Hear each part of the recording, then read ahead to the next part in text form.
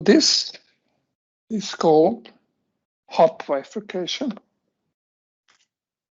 Must have been invented by many other people. So there are two brothers Hopf. So depending on what part of physics you think you're talking about, same Hopf. This one was a Nazi. I'm not sure about the other one.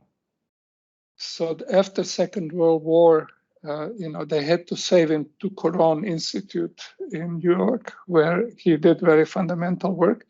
But Hopf bifurcations he did in 1930s, 1920s. And it's a very intuitive thing. So, there are things that you're aware of in your life that when you nudge them, they oscillate for a while and they die. So, you measure some distance from something and you see some motion like that.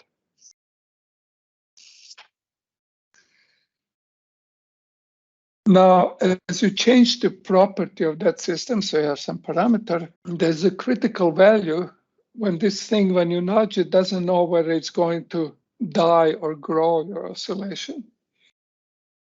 And above this critical value, you nudge it and it starts growing until totally new kind of physics or mechanics kicks in, because most systems that we deal with, especially in mechanical engineering and fluids and whatnot, do not allow for infinite energy. So something has to come in and control it. They correspond to the systems which have a complex eigenvalue pair. So that means they have to be in 2 dimensions, because you have to have 2 different eigenvalues. And when they're, stable, then the eigenvalue pairs are complex, but they have a negative real part.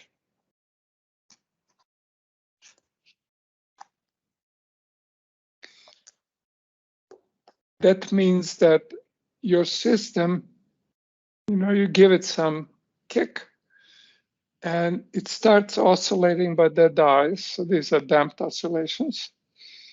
And as you change your parameter value and make the system more unstable, for example, heat it up or something, then these guys move in a complex plane. There is a bifurcation moment, they have the same real part, so they do it together. And then the system goes unstable, meaning that you kick it and your perturbation grows.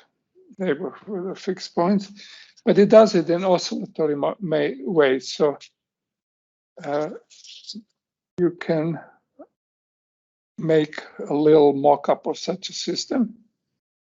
For example, you can say, let me look at system which has radial direction and angle of orientation. So that's natural for oscillating systems in 2-dimensional plane. So in XY plane, I take care of the distance from the origin, that's R, and the orientation where the particle is, that's characterized by angle theta. And I say, at origin, I have a simple situation in which, depending on this parameter, which controls origin stability,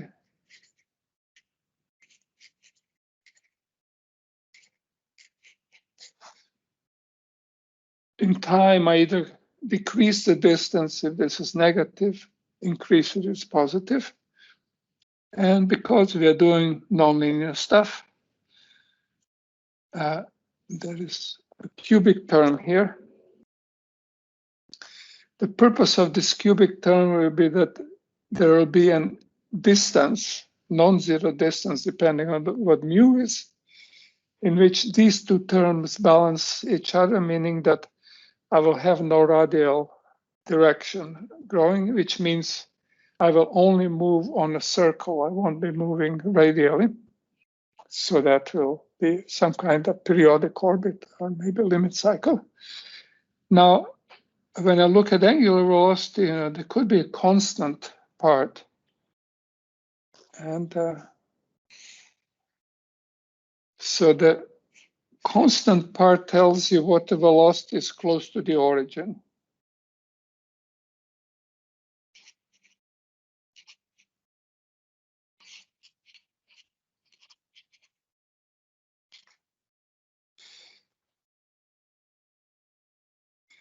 And there'll be a nonlinear term. And this one will kick in when we are long distance. For small distance, it doesn't matter, but for sufficient long distance away from the origin, this changes the frequency depending on how far am I from origin.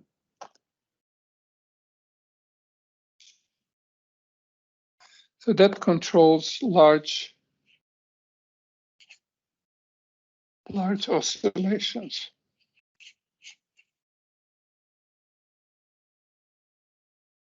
And we already know, what this stuff is supposed to look like. We care about if mu is negative, then I have a fixed point at the origin, r is 0.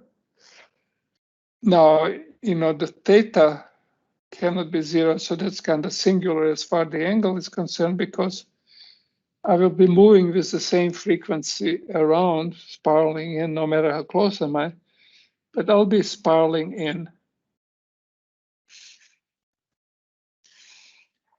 And orientation of these arrows depends on, whether this is positive or negative. Now, when origin is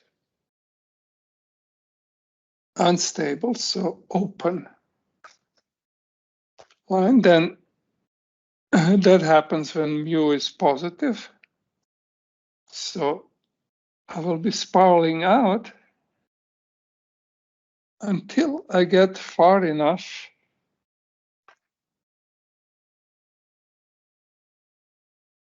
to the point where these two guys balance each other.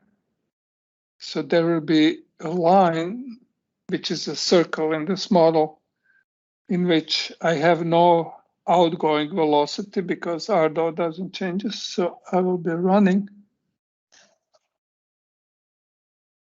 on a circle. And if I go for much larger r, then this is negative, this dominates. So I'll be falling in from the outside onto this circle.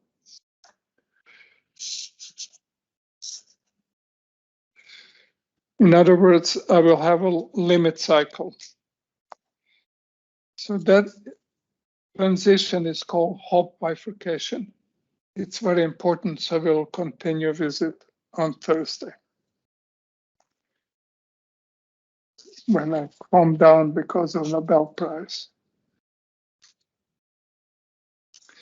Okay, so that's good enough for today. So that's just first section of chapter 8 and a little bit of Hopf bifurcations.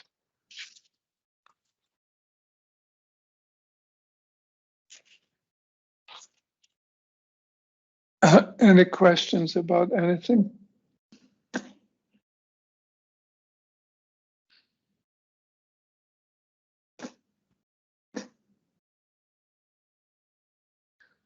Do you think Weathermen deserve Nobel Prize in physics?